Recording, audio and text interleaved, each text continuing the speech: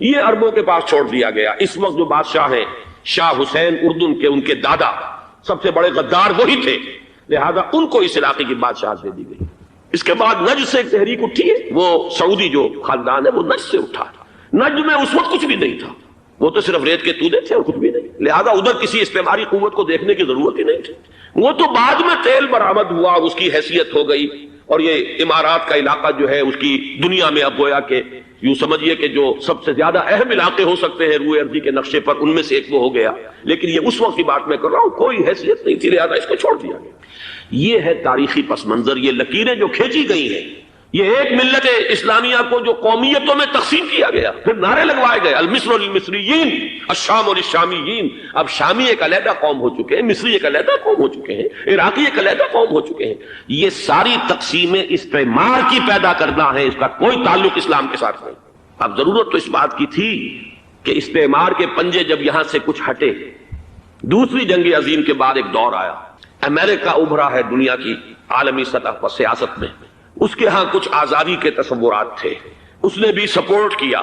برطانیہ کمزور ہو چکا تھا، وہ اتنے بڑے علاقے کو اب ہولڈ نہیں کر سکتا تھا. ہندوستان بھی آزاد ہوا، پھر یہ کہ اور دوسرے علاقوں سے بھی اس کو پسپائی اختیار کرنی پڑی. استعمار کے پنجے جس طرح بھی ہوئے، ان کے سینوں سے، عربوں کے سینوں سے جو ہے گویا کہ وہ ہٹے.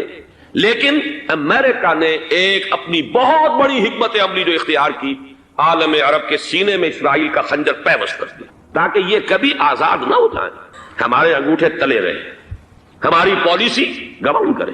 یہ استعمار کا دوسری جنگ عظیم کے بعد جہاں برطانوی استعمار، فرانسیسی استعمار رفتہ رفتہ یہ ہٹنے شروع ہوئے.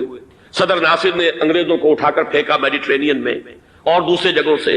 الجزائر نے آزادی حاصل کی فرانس سے، اطالویوں سے جو ہے لیبیا والوں نے آزادی حاصل کی. یہ ہو گیا، لیکن ایک خنجر پیوست کر دیا گیا اسرائیل کا سینہ عرب. اس صورتحال میں ظاہر بات ہے کہ ایک تو بڑی آئیڈیل پوزیشن تھی کہ پورا عالم اسلام متحد ہو، لیکن وہ تو بہت دور کا خواب معلوم ہوتا ہے. علامہ اقبال سے بڑا کوئی نقیب نہیں ہے ملت اسلامی کی وحدت کا. ایک ہو مسلم حرم کی پاسبانی کے لیے، نیل کے ساحل سے لے کر تابخا کے کاشغر.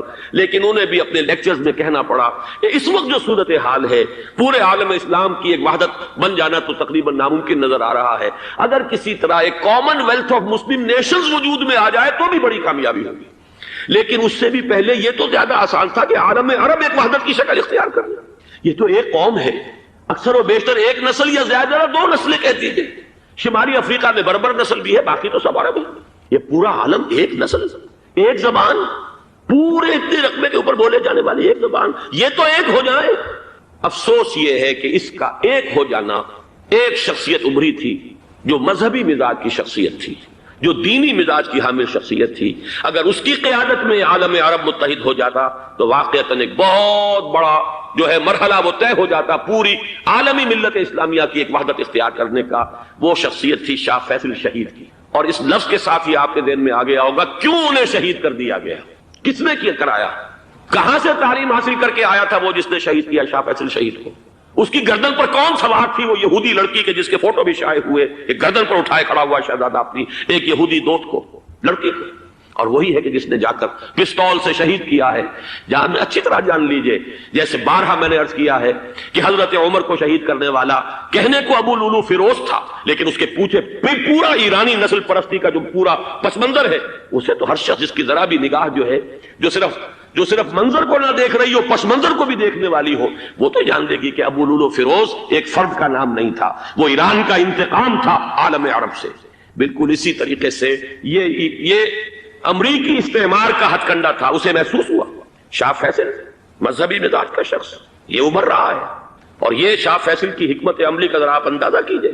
لاہور میں سمٹ کانفرنس ہوئی، اس میں وہ آئے، سب سے ٹاورنگ پرسنالٹی پورے اس وقت عالم اسلام کے اندر شاہ فیصل کی تھی. اور وہ گویا کہ ایک بہت ہی جس کو کہا جائے کہ ایک بہت ایلڈرلی، ایک بزرگانہ ایک شخصیت جو ہے، اور انہوں نے اپنے دولت کے دروازے، عرب میں وہ مشہور تھے کہ نہایت خسیس اور بخیل انسان ہے، اس لیے کہ وہاں وہ خرچ کرتے تھے حساب کتاب کے ساتھ، لیکن ان کے خزانے کھلے ہوئے تھے عالم اسلام کے لیے. ادھر بھی مدد ہے، ادھر بھی مدد ہے، ادھر بھی کام ہو رہا ہے، ادھر بھی کام ہو رہا ہے. پھر انہوں نے تیل کا ہتھیار استعمال کر کے ایک دفعہ امریکہ کو دن میں تارے دکھا دیے تھے، لہذا ان کا ہٹایا جانا سین سے یہ امریکی استعمار کے لیے لازم تھا. اب لے دے کر رہ گئے کون؟ سیکولر مزاج کے لوگ، پہلی اٹمپٹ جمال عبد الناصر نے کی، ناکام ہو گیا۔ قذافی صاحب نے کوشش کی کہ وہ ان کی جانشینی حاصل کر لے، ناکام ہو گیا۔ اب ایک تیسری شخصیت صدام حسین کی، ملحد ہے، اسلام سے کوئی سروکار نہیں، باس کا فلسفہ، سیکولرزم پلس عرب نیشنلزم، یہ اصول ہے۔ لیکن یہ ہے کہ یہ شخصیت ابو بکر ایسی آئی ہے کہ اس سے اس وقت یہ جان لیجئے، میں امریکہ میں بھی عربوں سے مل کر آیا ہوں، سعودی عرب میں بھی اب میں وہ دیکھ آیا ہوں، نوجوان نسل جو ہے عربوں کی، پورا جو دوسرے عرب ممالک ہیں جہاں پر کہ مذہب کا اتنا چرچا ہی نہیں ہے، پورا فلسطینی عرب، جارڈن کے عرب، شامی عرب عوام، وہ سب کے سب صدام کے پیچھے ہیں، اس لیے کہ انہیں نظر آ رہا ہے کہ ایک شخص پھر ایسا پیدا ہو کر سامنے آ گیا ہے جو شاید عالم عرب کو پھر یونائٹ کر دے، اور یہ ہے اصل وہ شے کہ جو امریکہ کے لیے کسی صورت میں قابل قبول نہیں۔ دولت کے یہ ذخائر، خلیج کی یہ دولت، سیال سونا اور اس کے ذخیرے، اور یہ کسی طریقے سے یہ امریکہ کے زیر اثر نہ رہے، یہ ہے وہ شے جو اسے برداشت نہیں ہے۔ وہ کوئی عربوں کی محبت میں نہیں آیا 2.5 لاکھ فوج لے کر، وہ کوئی شاہی عرب جو خاندان ہے سعودی، اس سے اس کی کوئی دلچسپی نہیں ہے، کوئی پتہ نہیں کہ وہ خود ان کو ہٹا دے اور وہاں پر کوئی جمہوری ڈھانچہ جو ہے وہاں پہ کھڑا کروا دے خود امریکہ۔ اس لیے کہ سعودی عرب میں دیکھ آیا ہوں، حالات اگرچہ ظاہر بات ہے کہ زیادہ گہرائی میں تو وہاں جانے کا موقع ہی نہیں ہوتا، بہت ہی مستبد حکومت ہے، لیکن صاف نظر آ رہا ہے کہ اس وقت دونوں طبقے نوجوانوں کے جو ہے وہ شاہی خاندان کے شدید خلاف ہو چکے ہیں۔ جو وہاں پر جدید مثقف طبقہ ہے، جدید تعلیم یافتہ، جو باہر پڑھ کر آیا ہے امریکہ میں اور کہیں اور وہ کثیر تعداد میں، اب وہ صاف سوال کر رہے ہیں کہ یہ بلینز اور بلینز آف ڈالرز کے جو ہمارا خرچہ آتا تھا، ہمارے ہتھیاروں کے آرڈر جاتے تھے، وہ کہاں گئے؟ کل 65,000 فوج، اور عرب کے پاس، سعودی عرب کے پاس اتنے ٹینک بھی نہیں ہیں جتنے کہ یمن جیسے غریب ملک کے پاس ہے، تو ہمارا روپیہ یہ گیا کہاں؟ یہ ایک سوال ہے جو ہر شخص کے ذہن کے سامنے ہے۔ اب ہمیں اپنے معاملات کو خود سنبھالنا ہوگا۔ اسی طریقے سے جو مذہبی طبقہ ہے، اور وہاں ہے بڑی تعداد میں مذہبی طبقہ نوجوان جن میں بڑا جذبہ ہے، اور ان کا وہ جوش جہاد انہیں جہاد افغانستان تک لے کر آیا ہے۔ سینکڑوں عرب نوجوان یہاں جو ہے شہید ہوئے، اپنے ملک میں تو انہیں بولنے کی بھی کوئی امکان نہیں ہے، لیکن یہاں وہ جذبہ جو اندر اندر پروان چڑھ رہا ہے، وہ جذبہ انہیں لایا ہے، اور افغانستان کی سنگلاخ وادیوں کے اندر انہوں نے جام شہادت نوش کیا ہے۔ وہ طبقہ بھی شدید مخالف ہو چکا ہے کہ انہوں نے امریکیوں کو بلا کر، ان میں یہودی بھی ہیں، عیسائی تو ہے ہی ہے، یہودی ہیں، یہودی عورتیں ہیں، جو کچھ اب وہاں بے حیائی اور بے پردگی کے مناظر نظر آ رہے ہیں۔ یہ سرزمین عرب، میں نے امریکہ میں تقریر سنی ہے، اسنا کے جو فائنل ان کا ایک سیشن تھا، اسلامک سوسائٹی آف نارتھ امریکہ، جس میں میں مدعو کیا گیا تھا، اور اسی لیے میں نے یہ سفر کیا تھا۔ ایک نوجوان نے جو تقریر وہاں پر کی ہے، واقعہ یہ ہے کہ میں حیران رہ گیا اس کی جرأت کا۔ اس نے کہا کہ حضور نے فرمایا تھا کہ جزیرہ نما عرب میں 2 دین جمع نہیں ہو سکتے، اور آج شاہی خاندان کی صرف اپنی حکومت کو بچانے کے لیے امریکیوں کو اتنی بڑی تعداد میں بلا لیا گیا ہے، جن میں موبائل چرچ بھی ہیں، موبائل سینیگوگز ہیں، یہودی مرد اور عورتیں جو ہے دندناتے پھر رہے ہیں آج عرب کی سرزمین پر۔ لہذا جو مذہبی طبقہ ہے وہ اس پر شدید رد عمل جو ہے اس کے اندر پایا جاتا ہے۔ یہ حالات ہیں جو میں آپ کے سامنے چاہتا تھا کہ رکھ دوں۔ یہ وہ شامت اعمال ہے۔ ایک طرف یہ کہ وہ شخصیت جو ہے صدام حسین کی، وہ کوئی پسندیدہ شخصیت نہیں، لیکن یہ کہ اس شخصیت کو تقویت دینے والے بھی تو یہی لوگ تھے۔ انہیں خطرہ تھا ایران کے انقلاب سے کہ کہیں اسی قسم کا کوئی انقلاب ہمارے ہاں نہ آ جائے، لہذا انقلاب ایران کو ایکسپورٹ نہ ہونے دے، اس لیے انہوں نے اسی صدام حسین کو بلینز اور بلینز آف ڈالرز کی مدد دی۔ آج وہی ہے، عربی کی تو ایک کہاوت بھی ہے، سمن کلبک یا کو، اپنے کتے کو کھلا پلا کے موٹا کرو، کسی روز تمہیں کو کاٹے گا۔ آج وہ تو انہیں کاٹ رہا، لیکن یہ کہ اس کا جو علاج تجویز ہوا ہے وہ انتہائی خوفناک ہے۔ 2.5 لاکھ امریکی وہ استعمار کے پنجے جو بمشکل عالم عرب کے سینے سے جو گڑے ہوئے تھے اس استعمار نے، مشکل ہٹے تھے کہ ایک دم اب وہاں پر خبریں آ رہی ہیں، فرانسیسی بھی آ رہے ہیں، برطانوی بھی آ رہے ہیں، کہاں کہاں سے فوجیں آ رہی ہیں، اور وہاں پر 2.5 لاکھ تو صرف امریکن آرمی کا، اس میں تقریباً 1.5 لاکھ تو پہنچ چکی، اور جو بھی ہوگا وہاں پر جیسا کہ میں نے عرض کیا ہے اس قدر خوفناک سین ہے۔ میں نے بہت سے حضرات واقف ہوں گے، کئی مرتبہ میں نے حوالہ دیا ہے مولانا سید حامد میاں رحمہ اللہ کا، انہوں نے ایک دفعہ مجھے بتایا تھا کہ احادیث میں جو قرب قیامت کے حالات و واقعات کی پیشن گوئیاں ہیں، ان میں یہ ہے کہ وہ جو آخری جنگ ہونی ہے جو کہ دجال کے خلاف ہوگی مسلمانوں کی، اور جس میں کہ حضرت مسیح علیہ السلام کا نزول ہوگا، جس کے سلسلے میں اس سے پہلے ایک جنگ ہوگی بہت خوفناک، بہت خوفناک۔ اور عجیب الفاظ ان کے یہ تھے کہ اس میں ایک طرف مسلمان اور عیسائی اور یہودی تینوں ہوں گے۔ یہ بات سمجھ میں نہیں آتی تھی کہ مسلمان اور یہودی ایک جگہ کیسے جمع ہو سکتے ہیں۔ آج وہ نقشہ نظر آ گیا، آج اسرائیل، امریکہ، سعودی عرب اب یہ ایک ہے، بلکہ چلتے آئیے، مصر، اسرائیل، سعودی عرب، اور جو بھی ان کے حواری ہیں وہ سب ایک صف میں کھڑے ہیں، اور ان کے اوپر سیادت کس کی ہے؟ امریکہ کی۔ وہ نشہ آ گیا ہے۔ اور اس جنگ کے سلسلے میں مولانا حامد میاں رحمہ اللہ نے مجھے بتایا تھا کہ حدیث میں الفاظ آئے ہیں، اتنے لوگ ہلاک ہوں گے، اتنے لوگ ہلاک ہوں گے، اتنے لوگ ہلاک ہوں گے کہ ایک پرندہ سینکڑوں میل تک اڑتا ہوا چلا جائے گا اور اسے سوائے لاشوں کے اور کچھ نظر نہیں۔ یہ نقشہ خاکم بدہن تلا ہوا ہے، کھڑا ہوا ہے۔ جو بھی ہوگا کیمیاوی جنگ، کیمیاوی وارفیئر، کیمیکل وارفیئر، اور پھر ایٹمک وارفیئر، جس کی کھلی دھمکیاں دی جاتی ہیں۔ کبھی کوریا کے بارے میں اندیشہ تھا کہ یہ درندے خدا کی دھرتی کو، کوریا کی غریب بستی کو ناگاساکی بنا کے چھوڑیں گے، ہیروشیما بنا کے چھوڑیں گے۔ آج وہ صورتحال جو ہے عالم عرب پر، heart of the Arab land, اس پر یہ صورتحال بالکل تلی کھڑی ہے۔ اس میں ہمیں کیا کرنا چاہیے؟ میں نے یہ چاہا کہ پورا پس منظر آپ کے سامنے ہو، صرف وقتی سا کوئی ایک نعرہ، وقتی سی کوئی ایک خبر، اس کے حوالے سے ایک جذبات کا معاملہ، پورا ایک پس منظر سامنے رکھیے۔ اب وہ آپ کو شاید میری باتیں جو ہیں وہ سمجھ میں آ جائیں۔ نمبر ایک، ہمیں کسی صورت اس جنگ میں امریکہ کے گھڑے کی مچھلی نہیں بننا چاہیے۔ امریکہ اسلام کے تحفظ کے لیے نہیں آیا، امریکہ حرمین کی حفاظت کے لیے نہیں آیا، امریکہ اپنے مفادات، عالمی مفادات کے تحفظ کے لیے آیا، اور زیادہ سے زیادہ آپ کہہ سکتے ہیں کہ وہ سعودی شاہی خاندان کی حفاظت کے لیے آیا۔ اور بڑا عمدہ مضمون چھپا تھا پچھلے، بلکہ ابھی تک تو وہ تازہ ہی ہے جب تک نیا نہیں آتا، ندا میں، جس کا عنوان تھا اربوں کا چھرا اور اربوں کا گدا۔ سارے پیسے بھی انہیں سے لے رہے ہیں۔ $12 بلین کا ایک چیک لے کر گیا جیمز بیکر۔ اندازہ تو کیجیے دنیا کہاں سے کہاں پہنچ گئی۔ میں حیرت ہوں کہ دنیا کیا سے کیا ہو جائے گی۔ 2 ماہ قبل اس کا تصور نہیں ہو سکتا تھا۔ اتنی بڑی قوت امریکہ کی، تباہ کن قوت، اور جمع ہو جائے گی عرب کے اندر۔ لیکن یہ کہ وہ کاسٹ بھی اربوں ہی کی ہوگی، انہی کا چھرا، انہی کا گلا۔ ہمیں کرنا یہ چاہیے، اللہ تعالی ہماری حکومت کو، ہمارے سیاستدانوں کو، ہمارے ذمہ دار لوگوں کو ہدایت دے، وہ امریکہ کے گھڑے کی مچھلی نہ بنے۔ اس کے تحفظ کے لیے یا شاہی خاندان کی حفاظت کے لیے بہت کچھ انہوں نے عیش کر لیے، کافی عیش کر لیے۔ باقی یہ کہ اب جو کچھ ہونا ہے وہ ہونا ہے۔ حرمین شریفین کو تو خود عرب کے لوگ کہتے ہیں کہ کوئی خطرہ نہیں ہے۔ سارا جھگڑا تو وہ تیل کی دولت کا ہے۔ وہ تیل کی دولت جو ہے وہ شمال مشرقی کونے کے اندر ہے۔ بلکہ یہ کہ جو رد عمل پیدا ہوا عالم اسلام میں اور سعودی عرب میں، خود اس کے مذہبی نوجوانوں میں امریکی فوجوں کی آمد کے خلاف اس کا جواب دیا گیا رابطہ عالم اسلامی کی طرف سے کہ یہ جو بھی جنگ کا محاذ ہے، جو فوجیں ہیں، یہ حرمین سے تو 1500 کلومیٹر دور ہے، تو حرمین کو تو کوئی خطرہ نہیں ہے۔ خطرہ ہے امریکہ کے عالمی مفادات کا۔ آج آپ کو معلوم ہے دنیا 2 طبقوں میں بٹی ہوئی ہے، دی رچ اینڈ دی پور۔ یہ جو اقوام ہیں، جو 6-7 قومیں شمار ہوتی ہیں دنیا کی دولت مند قومیں، ان کے لیے خطرہ ہے کہ یہ اگر ہم ان کا جو سب سے بڑا ذریعہ ہے اس کا صنعت کا، یہ تیل، اگر اس کو کچھ ہو گیا تو ان کی سب کی اکانومی جو ہے وہ دم دھڑام سے زمین پر آ جائے گا، وہ بھی برابر ہو کر آ جائیں گے دنیا کے دوسرے ملکوں کے۔ یہ اس کی حفاظت کے لیے آئے ہیں۔ ہمارے نوجوان کو آج میں سوچتا ہوں کاش کہ ہمیں معلوم ہو، ہمیں وہ تاریخ دہرانی نہیں چاہیے کہ ہم نے پہلی جنگ عظیم میں انگریزوں کے استعمار کے پنجے گڑوانے کے لیے اپنی جانیں دیں۔ پنجاب کا نوجوان، پنجاب کا مسلمان سپاہی بھی جا کر ایلن بی کو قبضہ دلوانے کے اندر اور بغداد پر قبضہ کرانے میں اس کے تعاون کیا، اس کی مدد کی۔ کیا آج بھی وہی تاریخ اپنے آپ کو دہرائے گی؟ آج ہمارا فوجی جائے گا وہاں پر امریکہ کے تحفظ کے لیے، اس کے مفادات کے تحفظ کے لیے۔ پہلی بات یہ کہ یہ ہرگز نہیں ہونا چاہیے۔ ہونا کیا چاہیے؟ پہلی کوشش یہ ہو کہ یہ بین الاسلامی معاملہ بنے، مسلمان امت آئے، امریکی فوجیں جائیں، فرانسیسی جائیں، برطانوی جائیں۔ ہاں اس صورت میں کہتا ہوں پاکستان کا ایک ایک بچہ وہاں جائے اور اپنی جان قربان کر دے، اس لیے کہ یہ قرآن کا حکم ہے۔ وَإِن طَائِفَتَانِ مِنَ الْمُؤْمِنِينَ اقْتَتَلُوا فَأَصْلِحُوا بَيْنَهُمَا فَإِن بَغَتْ إِحْدَاهُمَا عَلَى الْأُخْرَى فَقَاتِلُوا الَّتِي تَبْغِي حَتَّى تَفِيءَ إِلَى أَمْرِ اللَّهِ فَإِن فَاءَتْ فَأَصْلِحُوا بَيْنَهُمَا بِالْعَدْلِ وَأَقْسِطُوا إِنَّ اللَّهَ يُحِبُّ الْمُقْسِطِينَ۔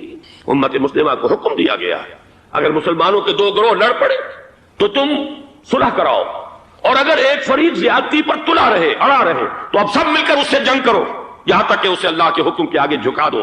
پھر اگر وہ اللہ کا حکم مان لے، صلح پر آ جائے، تو پھر عدل و قسط کے ساتھ ان کے درمیان صلح کرا دو۔ یہ ہمیں حکم ہے، مسلمانوں کو حکم ہے۔ لیکن یہ کہ یہ امریکی آ رہے ہیں اور امریکی استعمار اور امریکی مفادات، اور اس کے لیے جو ہے پاکستان کا مسلمان سپاہی بھی جائے، میرے نزدیک کسی صورت میں صحیح نہیں۔ مطالبہ بھی ہو رہا ہے، آج ہی غالباً ایک انٹرویو آیا ہے، شاہ حسین کے بھائی جو ہیں حسن بن طلال، انہوں نے بھی یہی کہا ہے کہ اس کو مسلمانوں کو آپس میں اس معاملے کو طے کرنا چاہیے، اس قضیے کو، امریکی فوجوں کو یہاں سے فوراً واپس جانا چاہیے۔ اور یہی بات میں یقیناً تائید کروں گا، تحسین کروں گا، یہی موقف ایران کا ہے۔ ایران عراق کے خلاف جو UN کے سینکشنز ہیں، کہتا ہے ہم اس کی پابندی کریں گے، لیکن امریکہ کو یہاں سے نکلنا چاہیے۔ یہ مسلمانوں کا اپنا معاملہ ہے، وہ آپس میں طے کریں۔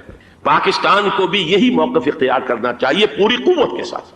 اس میں کوئی بھی اگر کمزوری ہو رہی ہے تو در حقیقت یہ گویا کہ ہم امریکی استعمار کے ہاتھ میں اس کا آلہ کار بن کر، کھلونا بن کر استعمال ہو رہے ہیں، جو کہ ہمیں کسی صورت میں نہیں کرنا چاہیے.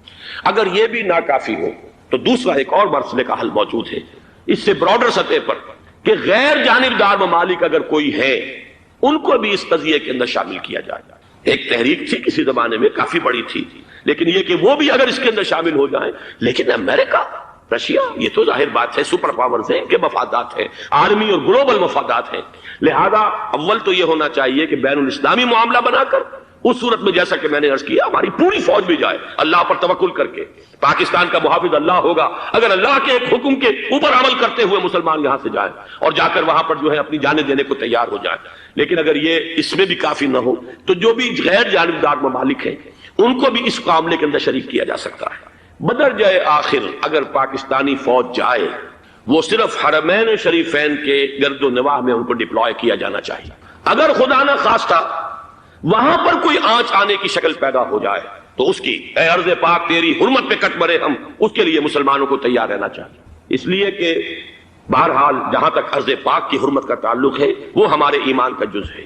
باقی برطانوی مفادات، امریکی مفادات، صنعتی ممالک کے مفادات یا کسی شاہی خاندان کے مفادات، یہ شاہی خاندان یہ تو گرتی ہوئی دیواریں ہیں، جانا ہے آج نہیں تو کل. لیکن یہ کہ اصل معاملہ ہے امت کا، اصل معاملہ ہے امت مسلمہ کا، اصل معاملہ ہے حرمین شریفین کا. لہذا ان دونوں چیزوں کو لازماً گڑبڑ نہ کریں. آپ حضرات کے علم میں ہے کہ اس سے پہلے ایران کی طرف سے بار بار مطالبہ ہوا کہ حرمین کو بین الاسلامی کنٹرول میں دے دیا جائے اور سعودی عرب کا اس کے اوپر سے جو انتظامی عمل دخل ختم کر دیا جائے. میں نے کبھی تائید نہیں کی، اس لیے نہیں کی کہ میرا مشاہدہ ہے، میں گیا ہوں بارہا، سعودی عرب کی حکومت نے چاہے خود بھی بڑے بڑے محل بنائے ہیں لیکن حرمین کی خدمت کے اندر بھی کوئی کمی نہیں کی. اس پر انہوں نے اربوں ڈالر اس پر بھی خرچ کیا ہے. اس کے اوپر انہوں نے اس حج کے انتظامات پر پوری حکومت جو ہے وہ اپنے آپ کو لگائے رکھتی ہے.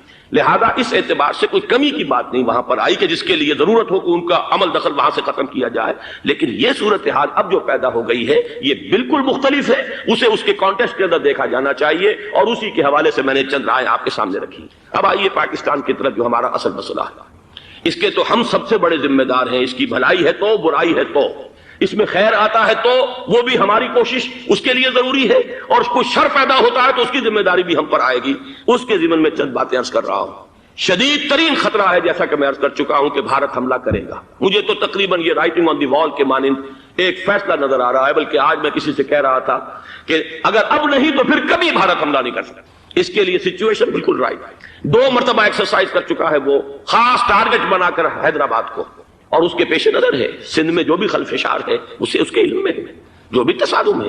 اب بھی اگرچہ اس وقت کی جو ہماری اندرونی سیاست ہے یہ اس کا کرشمہ سامنے آیا ہے کہ جی ایم سید صاحب کو ایگزونریٹ کیا جا رہا ہے، ان کو محب وطن کا خطاب دوبارہ دیا جا رہا ہے.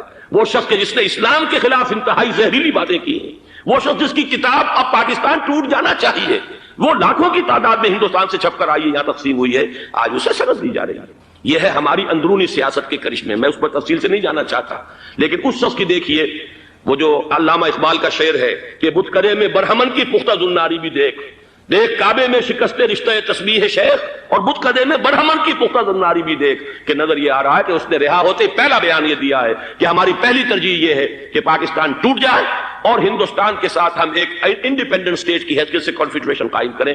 سندھو دیش confederation with India independent of Pakistan. پھر دوسری ترجیح بھی ہے، تیسری آخری ترجیح یہ ہے کہ پاکستان کو 5 ریاستوں میں تقسیم کر دیا جائے اور ایک لوز کانفیڈریشن ہو، بس اس کے سوا کچھ نہیں. 5ویں بھی وہ اردو والوں کے لیے نہیں، مہاجرین کے لیے نہیں، ان کے لیے تو ان کے پاس کچھ نہیں ہے.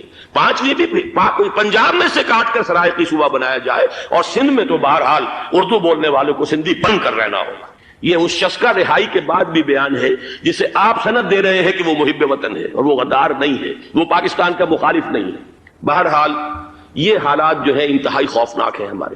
آج کشمیر میں جو صورتحال ہے ہندوستان کے لیے انتہائی تشویشناک ہے. جو بدنامی اس کو مل سکتی تھی مل چکی ہے.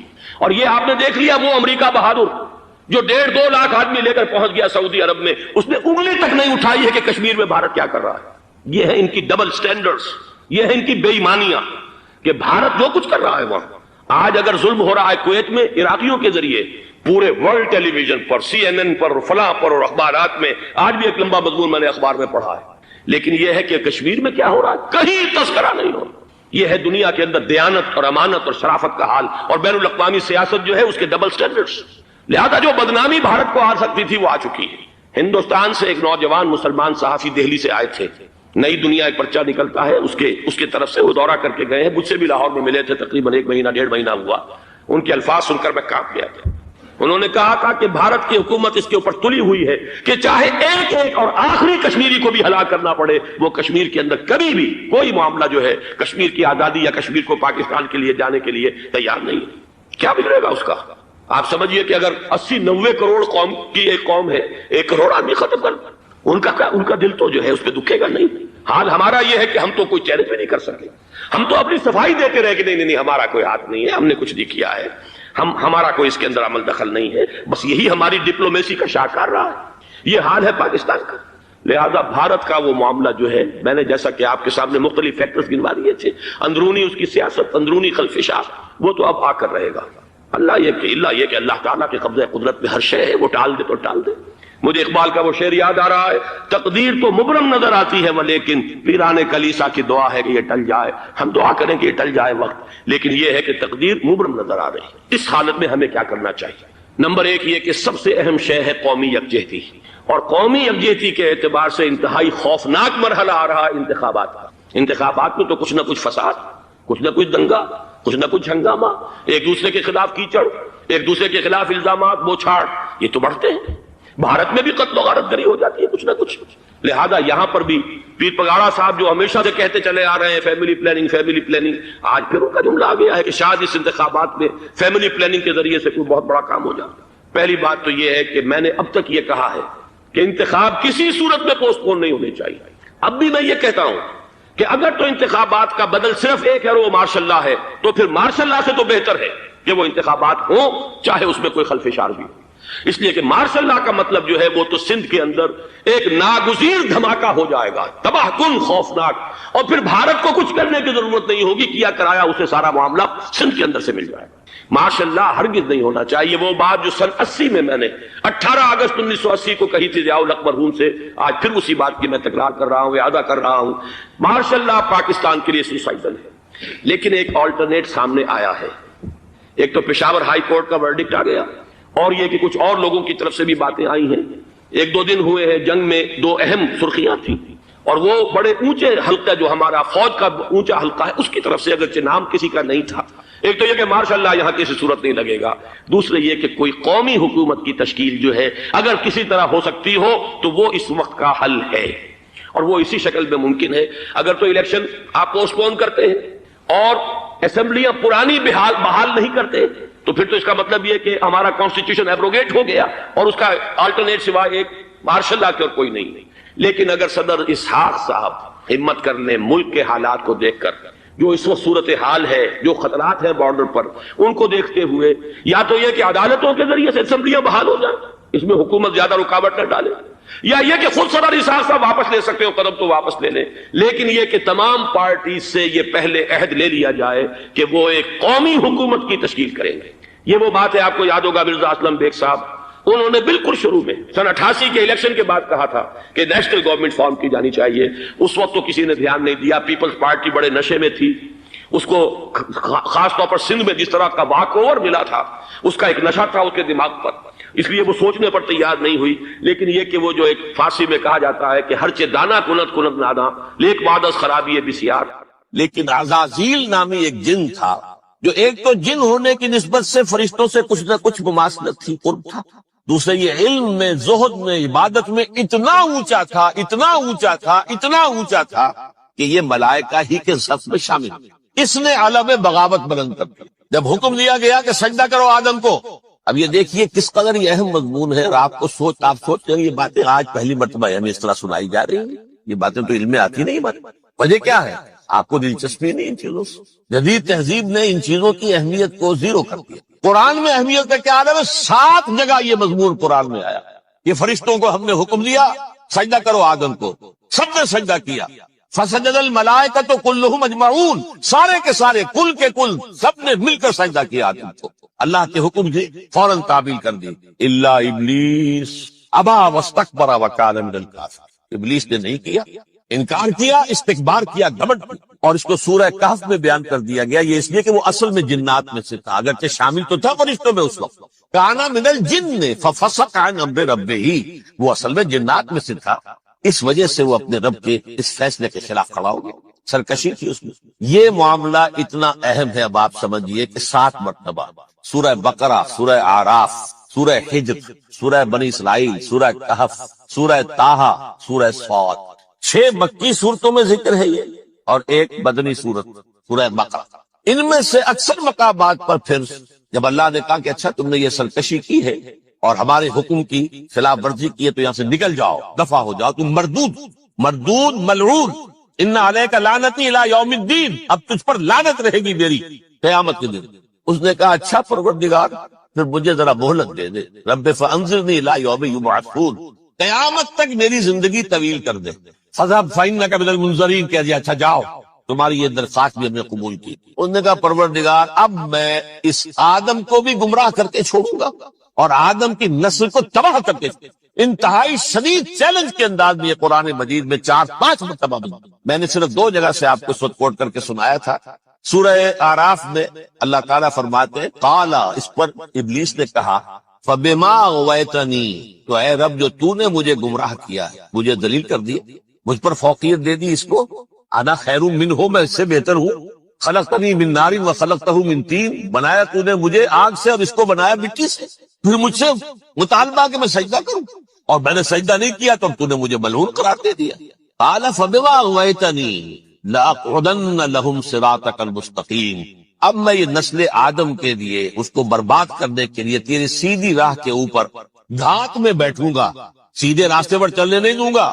ثم لآتینہم من بین ایدیہم، پھر میں ان پر حملہ آور ہوں گا ان کے سامنے سے بھی، ومن خلفہم ان کے پیچھے سے بھی، وعن ایمانہم ان کے داہنی جانب سے بھی، وعن شمائلہم اور ان کے بائیں جانب سے بھی، ولا تجد اکثرہم شاکرین، اور تو دیکھے گا کہ ان کی اکثریت تیری شکر گزار بندوں پر مشتمل نہیں. یہ چیلنج، اور ایک چھوٹا سا چیلنج جو سورہ صاد میں آیا ہے، اور یہاں تو اس نے اللہ کے جلال کی قسم کھا کر کہا قال فبعزتک لأغوینہم اجمعین، اے رب تیری عزت، تیرے جلال کی قسم ہے میں ان سب کو گمراہ کر کے چھوڑوں گا. الا عبادک منہم المخلصین، سوائے ان میں سے وہ کچھ لوگ جنہیں تو خالص اپنا بندہ بنا لے، جنہیں تو اپنا بندہ بنا لے. مخلص نہیں، مخلص یہ مفعول ہے، فاعل نہیں ہے، جسے تو بنا لے. بعض لوگوں کو اللہ چن لیتا ہے، هو اجتباکم، تمہیں چن لیا ہے. استفاء، اجتباء، وہ بچیں گے جن کو تو اپنی خاص امان میں لے لے گا، باقی میں سب کو گمراہ کر کے چھوڑ. یہ ہے اصل دنیا میں نوع انسانی کا ابدی دشمن، ازلی سے ابدی تک. اور اس میں نوٹ کیجئے کہ اس کی اصل بنیاد کیا ہوئی؟ 2 لفظ، تکبر اور حسد. استکبر، تکبر کیا، انا خیر منہ، میں اس سے بہتر. یہ ساری بس کی گانٹھ یہی ہے، سب سے بڑی گمراہی کی وجہ یہی ہے. اسی لیے کہا ہے حدیث میں لن يدخل الجنہ من کان فی قلبہ مثقال حبۃ من کبر، جنت میں ہرگز وہ شخص کبھی بھی داخل نہیں ہو سکے گا جس کے دل میں رائے کے دانے کے برابر بھی کبر. تکبر سب سے بڑا. الکبر ردائی، اللہ فرماتا ہے یہ تکبر یہ تو میری چادر ہے. کوئی شخص تکبر کرتا تو گویا میری چادر گھسیٹ رہا ہے میرے کندھے سے. عرب میں کسی شخص کی توہین کرنی ہوتی تھی تو اس کی چادر گھسیٹتے تھے، ننگا کر دیا گویا یہ میری ردائی ہے. الکبر ردائی، یہ میری چادر، یہ جامہ مجھے زیب دیتا ہے، مجھ پر راستہ. اور حسد، آدم کو جو برتری عطا ہو گئی اس حسد کی آگ میں وجہ، اور اس کا انتقام لینا چاہتا ہے. آدم سے بھی، آدم کو بھی گمراہ کیا، جنت سے نکلوایا. ایسے نکلنا تو انہیں تھا ہی مشیت ازلی میں، لیکن فوری طور پر اللہ کے حکم کی خلاف ورزی تو کروائی. فعصى آدم ربہ فغوى، آدم نے اپنے رب کے حکم کی نافرمانی کی، گمراہ ہوا عارضی طور پر. یہ دوسری بات ہے، توبہ کر لی، اللہ نے توبہ قبول فرما لی، معاف کر دی. کوئی مستقل جو ہے وہ نسل انسانی پر اس گناہ کا اثر متوارث طور پر نہیں آ رہا ہے، ختم ہو چکا معاملہ، ہوا تھا ہو گیا. فتلقى آدم من ربہ کلمات فتاب علیہ انہ هو التواب الرحیم. اور توبہ کی شان یہ ہے جب وہ قبول ہو جائے اللہ کی جناب میں، کیا تائب من الذنب کمن لا ذنب له، گناہ سے توبہ کرنے والا ایسے ہوتا ہے جیسے اس نے کبھی گناہ کیا ہی نہیں. لیکن بہرحال وہ گمراہ کرنے میں کامیاب ہو گیا، حضرت آدم اور حوا. اور نوع انسانی کی عظیم اکثریت اس کے داؤ میں آئی ہوئی ہے نہیں. کتنے ہیں وہ عباد اللہ المخلصین الا عبادک منہم المخلصین، کتنے جو واقعتاً خالصتاً اللہ کے بندے بن گئے، مجھے اللہ نے اپنا بنا لیا، اپنا قرار دے دیا. اب اس کے ساتھ نوٹ کیجئے، اس ابلیس کے ساتھ ایک فوج بھی ہے جسے قرآن مجید میں کہا گیا ہے یہ اس کی پارٹی ہے، حزب الشیطان. یہ اکیلا نہیں ہے، ایک تو وہ عزازیل ہے، اس کی طویل ترین عمر اللہ نے دے دی، وہ تو قیامت تک رہے گا. باقی بھی جنات جو ہے ان کی نسل میں سے یا اس کی نوع میں سے، اس کی نسل میں سے جنات کی عمریں انسانوں کی عمروں سے زیادہ، بہت زیادہ، لیکن پھر بھی اتنی نہیں ہے. یہ خاص ہے اس کا معاملہ کہ اس نے کہا تھا رب انظرنی الی یوم یبعثون، مجھے دے دے مہلت اس وقت تک تاکہ میں ثابت کر کے دکھا دوں کہ جسے تو نے یہ خلافت دی ہے یہ اس کا اہل نہیں ہے. Let me prove this point ولا تجد اکثرهم شاکرین، تو ان کی اکثریت کو شکر گزار نہیں پائے گا. وہ ابلیس جو ہے وہ ریکروٹ کرتا ہے اپنے فوجی، اول تو خود جنات جو اس کے نمبر 1 لشکری. قرآن مجید میں اس کا اشارہ دیا گیا ہے انہو یراکم ہوا وقبیلہ من حیث لا ترونہم. دیکھو لوگو، اے انسانوں، وہ ابلیس لعین عزازیل اور جو اس کے قبیلے کے لوگ ہیں، جنات ہیں، وہ تمہیں وہاں سے دیکھتے ہیں، تاکتے ہیں اور حملہ کرتے ہیں جہاں سے تم انہیں نہیں دیکھتے. وہ غیر مرئی ہیں، انویزیبل ہے، تمہیں نظر نہیں آتے. ویزیبل دشمن کا وار تو روک لو گے، انویزیبل کا کیسے روکو گے؟ انہو یراکم ہوا وقبیلہ، اکیلا ہی نہیں ہے وہ تو تمہیں تاکتا ہے، تم پر حملہ کرتا ہے، گھات میں لگ کر جو ہے تمہارے اوپر حملہ کرتا ہے، وہ بھی اور اس کے ساتھ اس کے قبیلے کے لوگ جنات بھی، من حیث لا ترونہم، جہاں سے کہ تم انہیں نہیں دیکھتے. لیکن اس کے علاوہ وہ انسانوں میں سے بھی ریکریوٹ، رنگ روٹ، وہ برپٹ، وہ جو ہے ان کو اپنے پاس رکھتا ہے فوج کے اندر. جس کی سب سے بڑی مثال کیا ہے؟ سورہ مجادلہ میں اللہ تعالیٰ نے منافق، حالانکہ وہ کون تھے؟ بظاہر حضور کا کلمہ پڑھنے والے، حضور کے پیچھے نماز پڑھنے والے، اسلام کا دعویٰ کرنے والے، ان کو اللہ فرماتا ہے اولئک حزب الشیطان الا ان حزب الشیطان هم الخاسرون. یہ شیطان کی پارٹی کے لوگ. وہاں مقابلے میں آیا ہے اولئک حزب اللہ الا ان حزب اللہ هم المفلحون. یہ دو پارٹیاں ہیں، حزب اللہ اللہ کی پارٹی جو اس کے مخلص بندے ہیں، وہ اللہ کی پارٹی، اور جو شیطان کے مرید بن گئے اس کے ہاتھ پر بیعت کر لی، لہذا وہ اس شیطان کی پارٹی کے لوگ ہیں، چاہے وہ انسان ہو چاہے جن ہو. تو انسانوں میں سے بھی اس کے حزب میں، اس کی پارٹی میں اس کے ایجنٹ ہیں، اور بہت، بلکہ بہت سے تو ایسے ہیں کہ جو جنات کے بھی کان کتر دیں، ان کو بھی شیطنت سکھا دیں، پڑھا دیں. لیکن اب ایک بات سمجھیے، ایک دنیا میں نسل اور قوم بھی ایسی ہے جو ایک خاص وقت سے بحیثیت مجموعی من حیث القوم ابلیس کی ایجنٹ بن گئی. وہ کون ہے؟ وہ یہودی. یہ یہودی قوم جو ہے، اس میں ایک تو کچھ یہ کہ ان کی فطرت کے اندر یہ تھا کہ ہم ہیں اصل انسان، باقی انسان جو ہے وہ انسان نما حیوان، ان کی کوئی حیثیت ہی نہیں. ہم ہیں اصل انسان، نحن ابناء اللہ واحباؤ. یہ جنٹائل، یہ گوئمز، غیر یہودی، یہ تو حیوانات ہیں. اب جیسے کہ انسانوں کو حق ہے کہ حیوانوں کو ایکسپلائٹ کرے، استعمال کرے. گھوڑے کو آپ تانگے میں باندھتے ہیں کہ نہیں؟ اس کی پسینے کی اور محنت کی کمائی ہے جو کھاتا ہے تانگا چلانے والے. البتہ یہ ضرور ہے کہ چونکہ اگلے روز پھر جوتنا ہے تو کچھ نہ کچھ تو اسے بھی کھلائے گا نا، اپنی کمائی میں سے کچھ دانے کھلائے گا، کچھ اور گھاس دے گا. یا بیل کو جوتنا ہے ہل میں تو کچھ نہ کچھ اس کو دیتا ہوگا کھانے، لیکن پھر اسے استعمال کرتا. تو ان کا مستقل قول یہ ہے کہ اصل انسان ہم ہیں، باقی پوری نوع انسانی ہمارے لیے حیوانوں کے درجے میں. ہم چاہیں جس طرح انہیں استعمال کریں، ایکسپلائٹ کریں، دھوکہ دیں، جیسے چاہیں، لوٹیں کھسوٹیں، سب کچھ کریں، بدہضی کریں، ان سے سود لیں، سب کریں، جو بھی ممکن طریقہ ہو. یہ ہمارے لیے، ہم ڈومینیٹ کریں گے، اور یہ در حقیقت ہمارے اعلی کار. ایک تو اس اعتبار سے یہود بقیہ پوری نوع انسانی کے دشمن بن گئے.